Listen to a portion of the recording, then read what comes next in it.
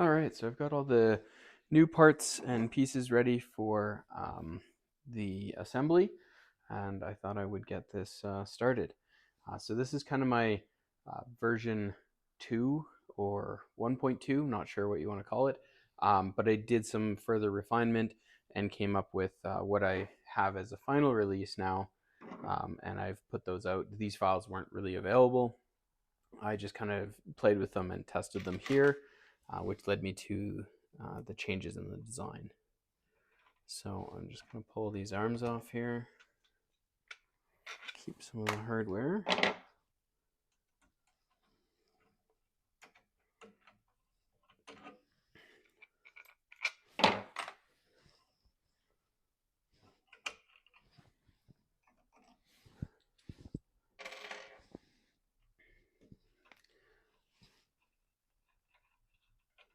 So the version kind of 2, this version I'm taking off now, added an additional bracket to this bottom leg here.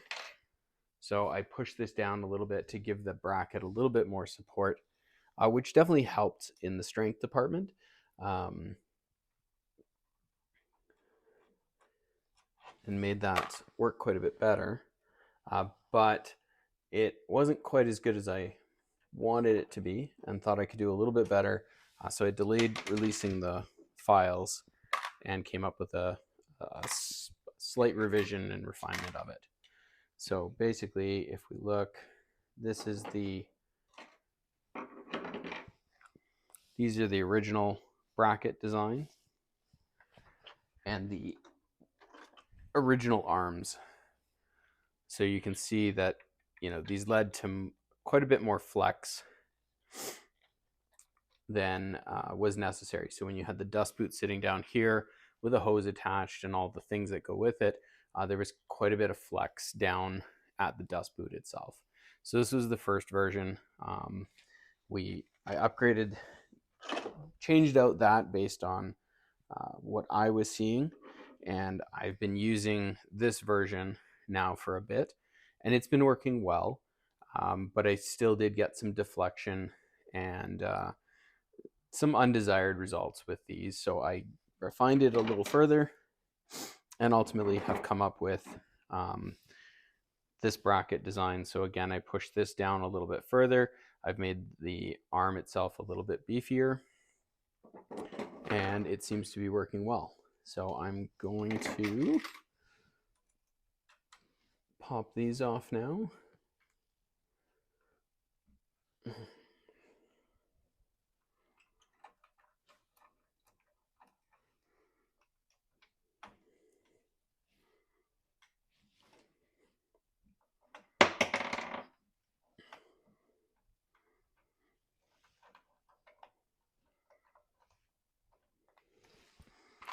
There was a couple questions just around my limit switch and where it was.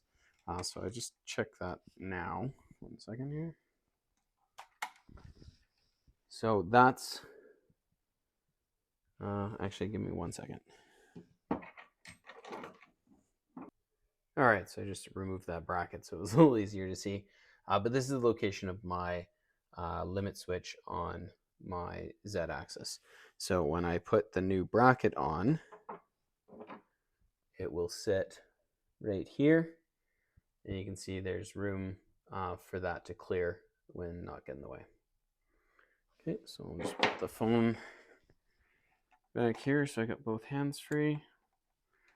And I'll just finish that up.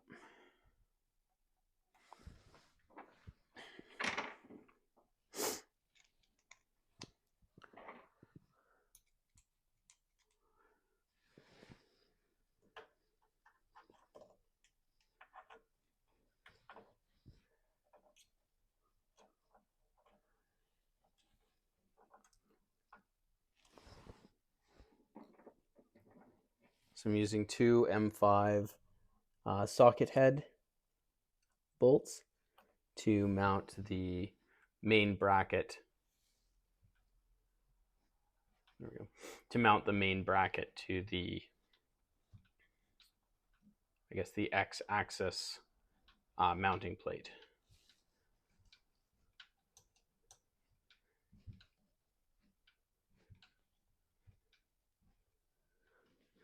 And if you missed it before, I did some pre-work. There's a video before this that goes over putting in the M5 nuts into the new brackets and kind of getting the brackets ready for use. So if you are putting this together, there is a bit of pre-work to do just to set up the M5 nuts and to just kind of double check everything fits together properly before you bring it out and put it on your machine.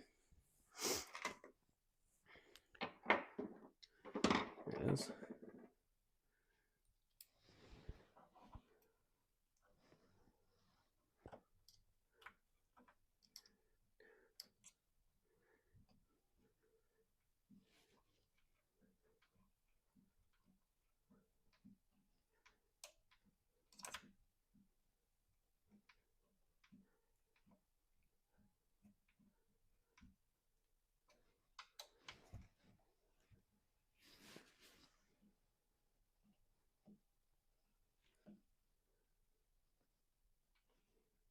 Snug those up. So now that's nice and tight and solid on there. And as you can see, here's the old bracket. The new bracket just comes down a little bit further, and again, just provides a bit more support for the arm rails. So then the arm rails get attached with some longer M5s. These are 40s, but I believe 35s will also work. And there's 3 of those.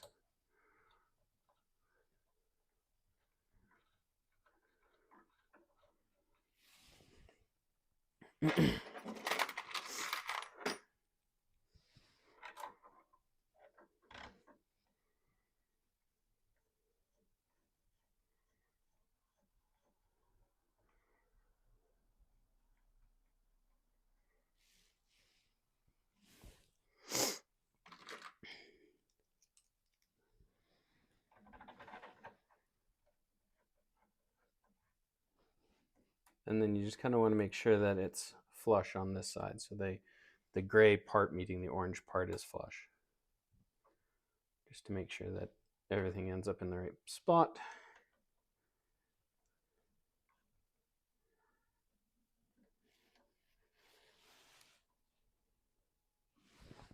Okay, and then the other one.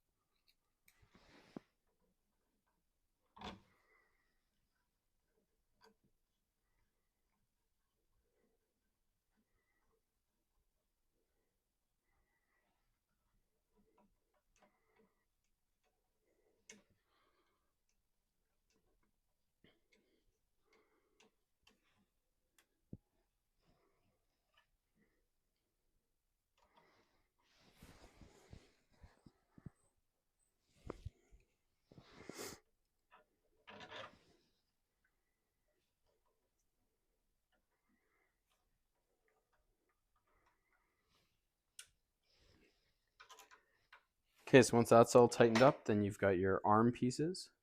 So this is what supports the dust boot. They go into the track on either side, like so. And then I've got just an M4 bolt with the backer. Like I pointed out in the other video, if we can get it to focus a little bit here. There we go. There is a little arrow on the rear nut pieces.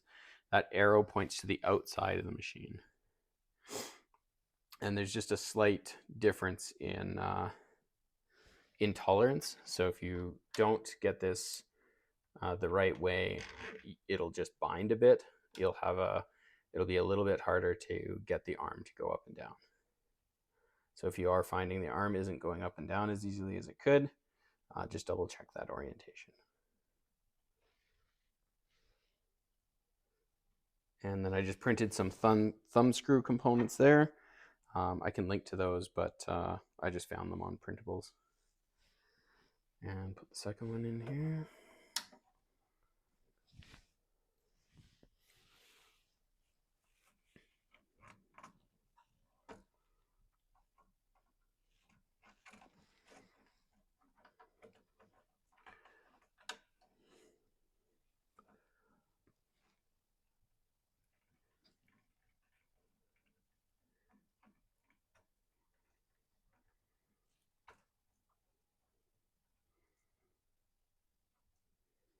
Okay.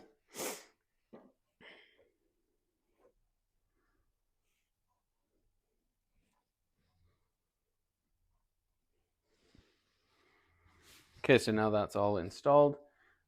What I can do now is I can grab my dust boot. So this is a V8 of the PwnCNC dust boot, but I've taken and extended the body a little bit. I'm not sure about making this available or not. I bought the file and just took it into CAD and extended it. If there's interest, let me know. Maybe I'll make it available, but I'm not sure just with PwnCNC, I made a small edit to it. I didn't fundamentally change the dust boot. So I'll leave that one to the side for now, but I was playing with it. But what all this was for is so that I could better support the V9 dust boot. So this is a 3D printed using acrylic parts rear mounted dust boot.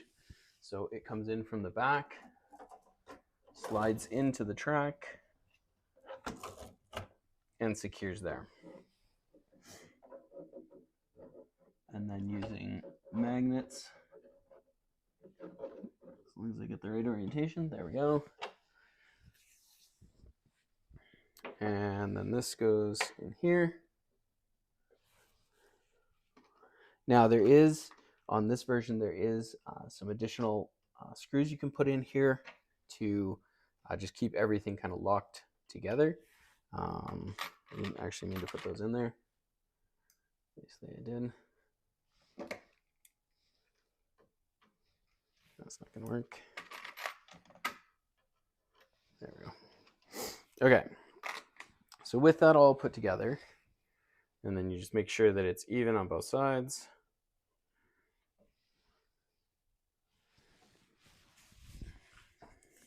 But now the advantage here being that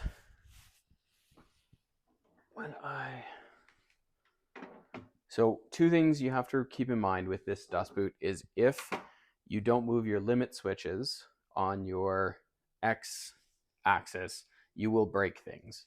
So what I'm going to do is I'm going to loosen this up, raise it up to its highest, and tighten it back down.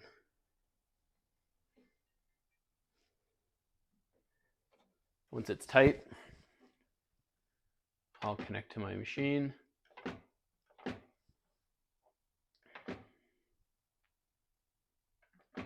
And home the machine. So you can see that if I wasn't to raise this up, if I hadn't raised the dust boot up, the arms would collide with the Y rails. And you really don't want that. Stuff will break. So you kind of have two options. One is to be aware of that fact and move your dust boot up before you home the machine, or move your limit switch on that side. You will lose some build or some cut volume, but you won't wreck anything. So just keep that in mind. Those are kind of the two options you have. So I'm just going to bring the machine forward here.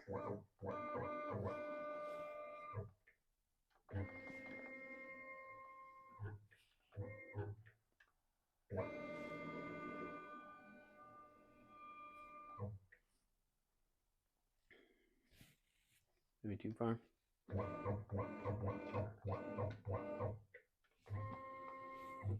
Okay, so now with the machine here, what I can do is I can lower the spindle.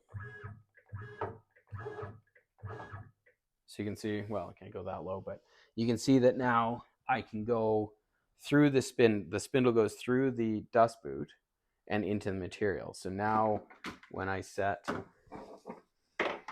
my material height, let's say I am going to,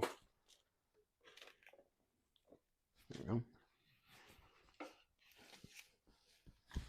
let's say I'm going to carve this piece here. Then what I can do is I can take this off. I can take this down, right? Push it all the way down to my stock. So now my bristles are on my stock. I tighten it back up.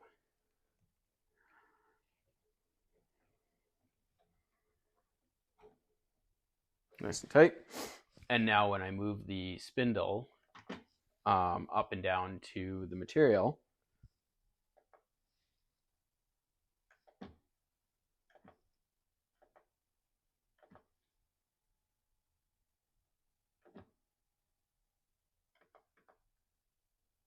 sorry, 1 second.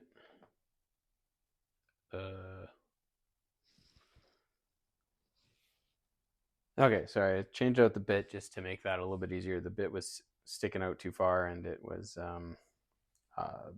causing some problems. But now when I lower the spindle, see the dust boot stays where it is, and I lower the spindle down to the workpiece. A little too far. There we go. So now the spindle can go up and down and engage the material. The dust boot will stay on top of the material, which is what I prefer.